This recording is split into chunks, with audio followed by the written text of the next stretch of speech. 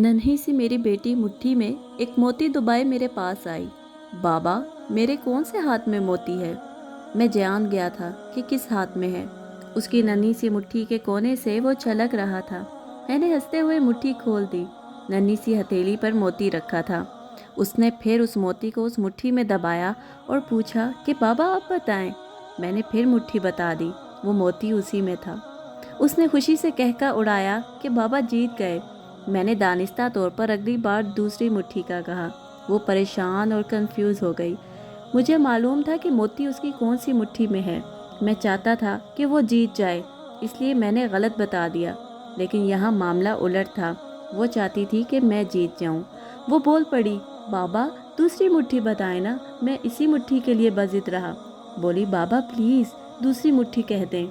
वो नहीं चाहती थी कि उसका बाप हार जाए। वाकई बेटियां नहीं चाहती कि उनका बाप हार जाए। वो 4 साल की बच्ची नहीं चाहती थी कि उसका बाप हार जाए। वो मुट्ठी बदलने पे बजित होती रही। वो खुद हार कर बाप की जीत पर फख्र और खुशी से नहीं झूम सकती। यही खूबी है बेटियों में कि वो अपने लिए अपनी कुर्बानियाँ खुद चुनती हैं।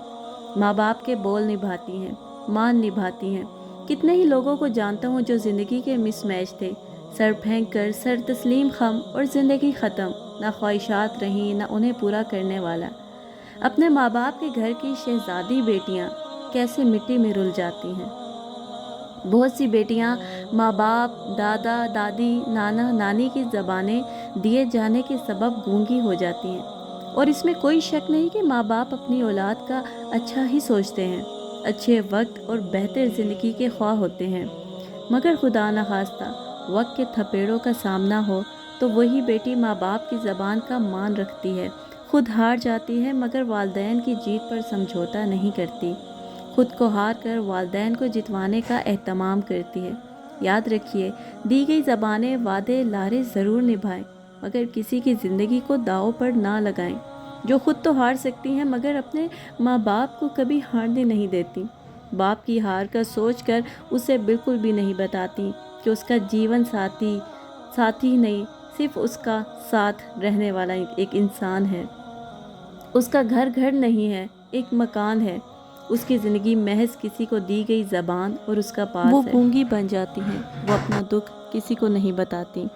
वो अपनी जगह पर मगन और बच्चों के बड़े होने का इंतज़ार करती हैं।